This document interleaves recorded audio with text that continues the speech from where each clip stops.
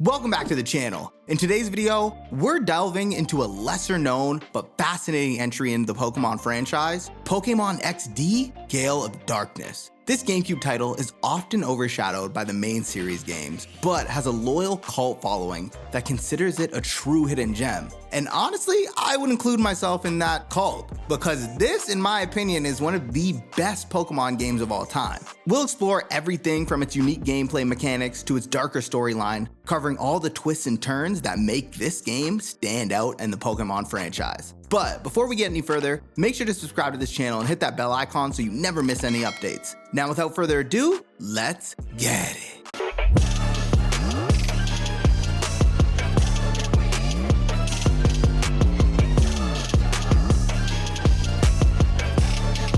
Developed by Genius Sorority in collaboration with the Pokémon Company and published by Nintendo, Pokemon XD Gale of Darkness released on the Nintendo GameCube on August 4, 2005 in Japan and October 3, 2005 in North America. Under the direction of Manabu Yamana, it served as a follow-up to Pokemon Colosseum. And while it isn't considered part of the core main series storyline, fans often praised its darker tone and innovative Snag machine features. Even so, it remains somewhat niche, with some critics calling it an experimental spin-off rather than a proper continuation of the standard Pokemon formula. Regardless of where you stand on its canon status, there's no denying that XD Gale of Darkness brought a fresh angle to the franchise and left an impact on the fans who gave it a chance. So let's dive into the story of what makes this GameCube game so memorable. 5 years have passed since Ore witnessed the downfall of Cipher, the criminal organization that once tried to dominate the region using corrupted shadow Pokemon. Though peace returned, echoes of that past danger begin to resurface when word spreads that Cipher has manufactured a monstrous new weapon, a fearsome shadow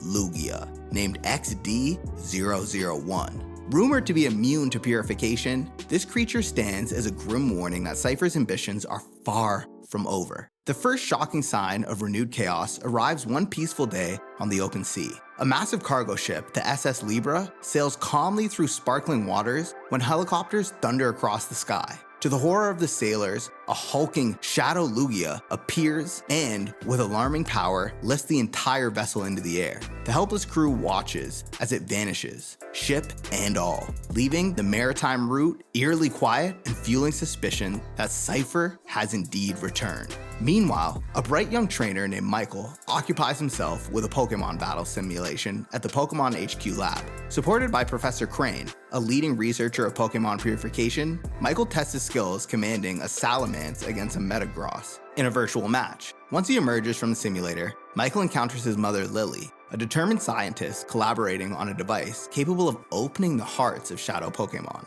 Lily asks Michael to find his younger sister, Jovi, who has been missing since lunchtime. This small errand leads Michael to discover just how close the looming threat truly is. Before setting out, Michael picks up a PDA, aka Pokemon Digital Assistant, left by Professor Crane in his room.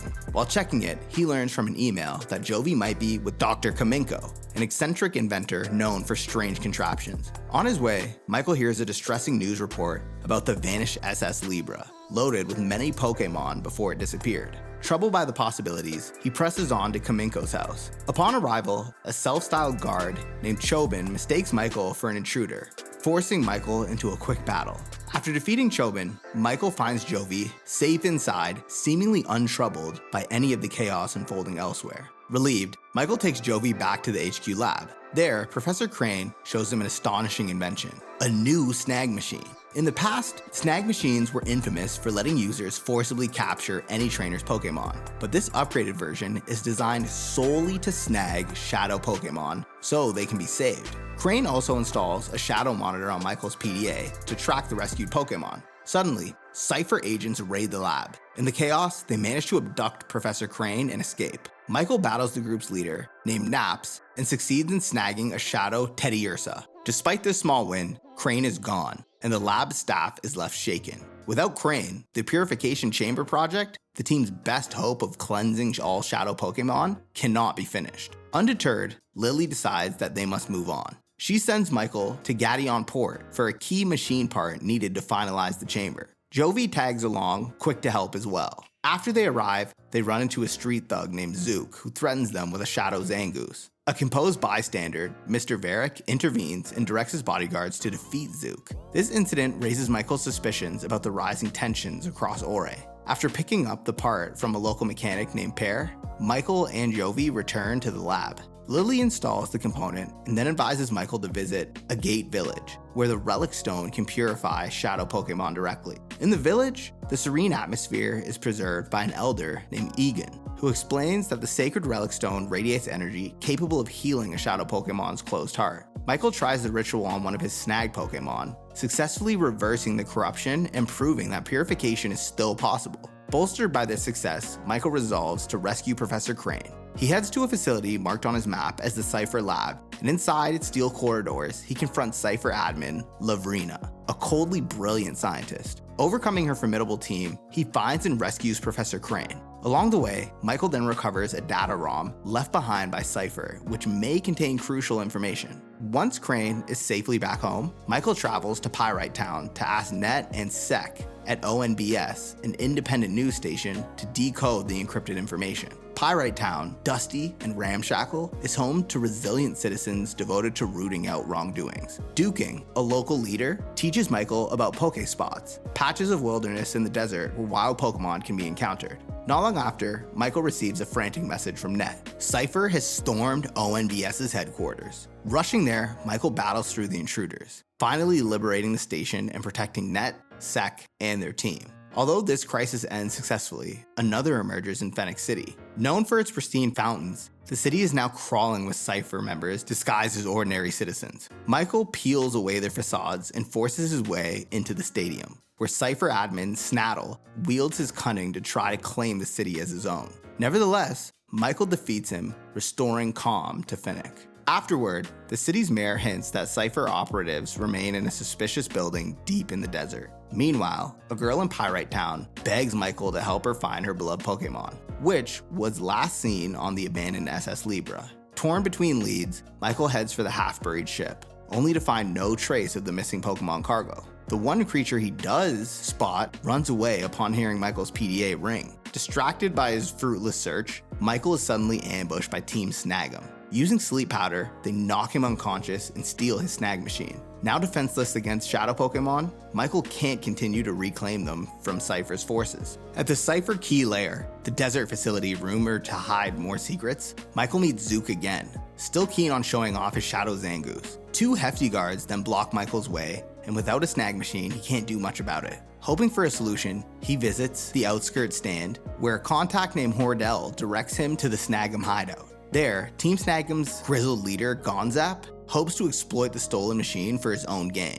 Michael then fights through the hideout, defeats Gonzap, and reclaims the Snag machine, realizing they share a common goal, undermining Cipher. Gonzap then agrees to help. His underling knocks out the two bulky guards at the Key Lair by dousing them with sleep powder, which allows Michael to get inside. Within the towering structure of the Cipher Key Lair, Michael fends off peons, mass-producing new shadow Pokemon. Each victory adds more potential rescues to his cause. Eventually, Michael disables the facility's production system and faces off against the imposing Cipher admin, Gorrigan, a brute who relies on raw strength. Michael's unyielding determination sees him through yet another battle. As Gorrigan retreats, a monitor crackles to life, revealing a shocking truth. Mr. Varric is actually Greevil, the hidden leader of Cipher. Greevil mockingly invites Michael to Citadark Island, his final fortress, whose seas are battered by raging storms. This remote location all but ensure no unwelcome guests can come through.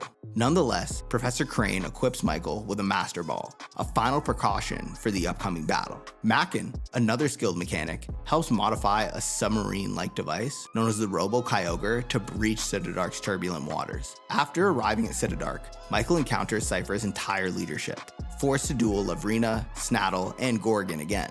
He also faces two powerful admins, Ardos and Eldis, both of whom serve as Greevil's ominous bodyguards. Braving the stronghold's labyrinth paths, Michael eventually confronts the legendary threat itself, Shadow Lugia. Armed with the Snag machine and possibly the Master Ball, Michael manages to either capture or defeat Lugia, depending on what you chose to do throughout the gameplay, challenging Cipher's claim that it cannot be purified. Finally, Michael stands before Greevil. In a climactic struggle, Greevil unleashes the last of his shadow Pokemon, but Michael overcomes each one, decisively ending Cipher's hold over Ore.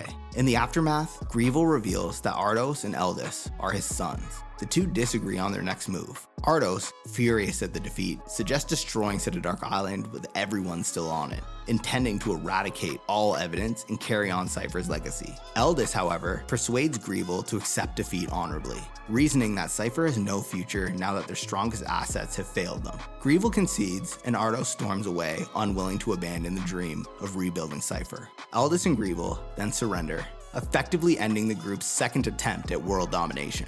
With the crisis behind him, Michael finds peace but remains vigilant. In the Ore Coliseum, he can test his skills against all sorts of challengers. Cipher's defeated admins gather there, along with Snagham's Gonzap and even Chobin in his peculiar Robo-Groudon contraption. Ardos also reemerges, hinting that he still intends to resurrect Cipher someday in the future. Yet, each time he crosses paths with Michael, he faces defeat again and again, proving that those who rely on cruelty are no match for the courage, compassion, and unity of a true Pokemon trainer.